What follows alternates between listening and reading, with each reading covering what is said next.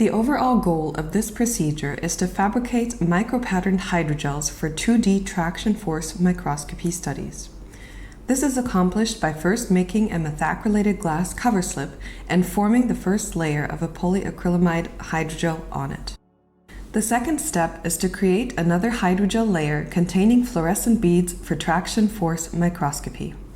The hydrogel is sandwiched with a micropatterned cover slip on top of it, resulting in the transfer of the micropatterned matrix proteins on the hydrogel surface.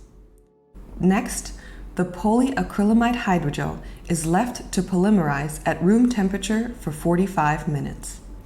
The top cover slip is then carefully removed. Fluorescence microscopy imaging is used to show the presence of the beads and the successful transfer of micropatterned extracellular matrix proteins. This method helps to efficiently and precisely measure cellular traction forces by using the light-induced release of cells, making possible to obtain a higher number of experimental observations from the same sample.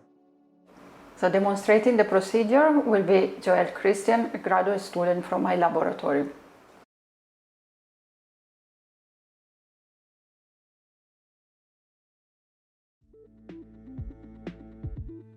Add 10 milliliters of double distilled water into a beaker. After, add 18.75 milliliters of acetic acid, 18.75 milliliters of 3-trimethoxysilopropyl methacrylate, and 252.5 milliliters of ethanol to the solution. When the solution is complete, transfer it to a crystallizing